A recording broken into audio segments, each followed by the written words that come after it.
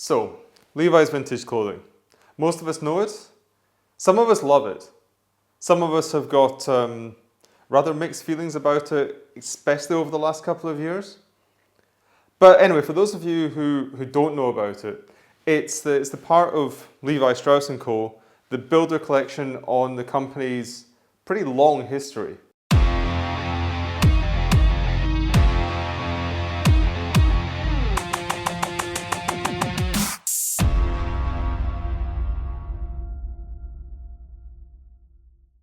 I mean, Levi's has been around for 170 odd years. And even if you just take it from the birth of the blue jean, which is what, 1873, 1878, something like that. Even if you just take it from then, that's a huge amount of, well, basically it's just a huge amount of clothing, not to mention all the cultural shifts, the societal shifts that have happened during this time. But it's just a huge amount of material for inspiration to build the collections upon. What I really love, or what I've always loved about Levi's vintage clothing, is that they go beyond simply reproing a bunch of old clothing from their archive. They look at cultural shifts, at fashion trends, at musical genres, and from that they build up their collections from there. Basically anything that could have a piece of Levi's clothing associated with it, they use that as inspiration, and so they build up a narrative, they build up a story along with the collection. So each are nested in each other. We've had miners from the 1890s. We've had the beatniks from the 1950s in New York. We've had the New York art scene from the 50s as well. We've had the rockers of the 70s. We have had the Summer of Love kids from the 60s. And each of these collections, each of these stories are told through the images that they produce each time in their lookbooks. So the production value of these lookbooks are amazing, like really they are. But I think they serve another purpose, and I think a more important purpose. They give a context to the collection, they give a context to the clothing. And that allows us to connect more with the pieces within that collection. But the thing is, in their latest collection, the Autumn/Winter 20 collection, I wouldn't say it's a swing and a miss, but I'm just really wondering who this collection is really for. So the time or the movement that Levi's chose for this particular collection was Louisville in Kentucky during the 80s. And apparently there was a very influential punk scene in Louisville during the 1980s, which is news to me, but that really doesn't mean very much because I'm not very good at music genres, music subgenres. Anyway, I had a listen. I mean, like in the blurb that came with the lookbook, mentions bands like No Fun, Slint, I think Slint, Squirrel Bait. As I said, good stuff. I can't play it here, unfortunately, because, you know, copyright and all that. But have a listen, definitely. Now, there's no doubt in my mind that this collection's been executed with all the care and attention and accuracy that Levi's bring to each and every single one of their collections.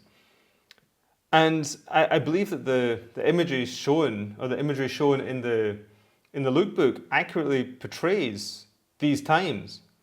But again, it comes back to this question, like, who is this for? Who does this speak to? I mean, these two shots. I mean, okay, who among us has been to a Berlin club at closing time? Hands up. Yep. This is exactly what you'll see. I mean, and then this one here, this guy, I mean, he literally looks like he's just off the crack pipe. And this dude, he should not be driving. And even as we go through the images, I mean, for the first thing, you can't see anything. And when you can you really feel that you feel inspired here? So one of the reasons, and I think the main reason that I love LBC so much, is that they don't go down that simple route of just reproducing stitch for stitch items from their archive. That'd be the easy way to go. But their lookbooks are part of this, and a really very big part of this. But like their collections, it's not just as simple as recreating images using their clothing, using their collection from back in the day. They are about talking to their customer, and they're about inspiring their customer. And yeah, about inspiring their customer to go out and buy that collection. And with this, like, are they talking to me? No, definitely not. And I would really say that I am the average Levi's vintage clothing customer. And here, this seems like they're talking to the contemporary club kids of today. They are talking to the normcore guys and girls. And yeah, sorry, like, the club kids are spending their money on ketamine and crack, apparently. And the normcore guys and girls, they're raiding their parents' closets from the 80s. They are thrifting all their clothes. They're not spending a few €100 on an ugly jumper. So, as I said, I believe I am the average Levi's vintage clothing customer. I mean, maybe on the upper age range, but I'm pretty sure I'm quite typical.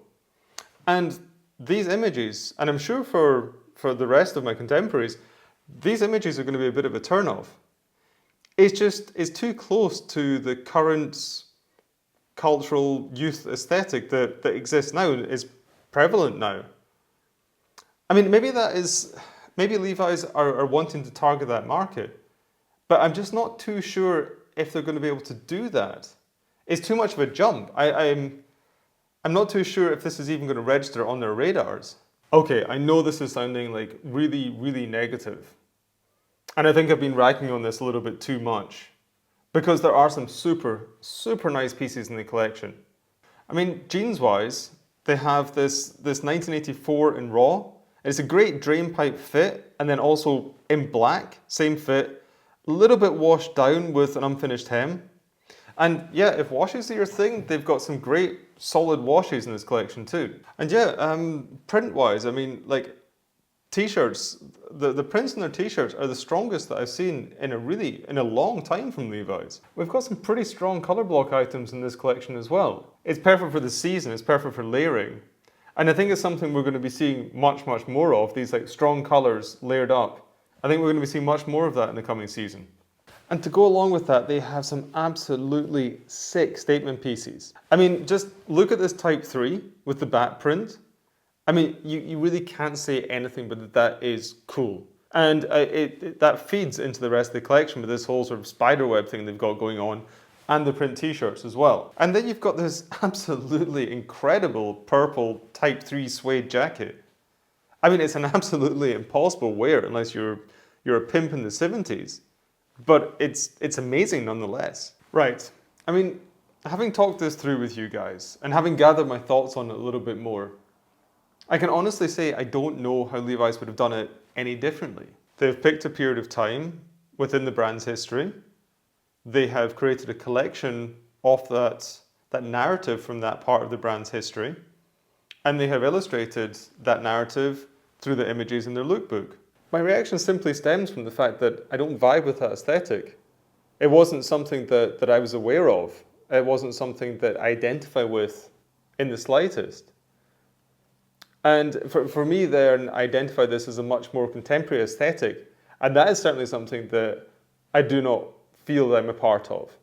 Therefore, I feel this conflict between what I feel is definitely a very strong collection. And indeed, some of the pieces within that collection are the strongest iterations of whatever they might be. I'm thinking the prints in particular.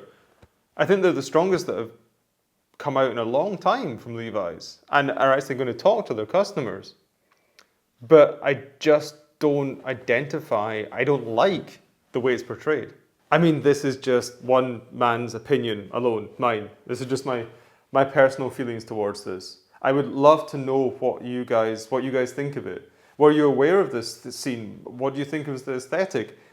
Are these pieces, and is this aesthetic something you can see working with you? I'd be super curious to know, especially from the younger guys as well. How do you feel that this fits into your wardrobe, into your life?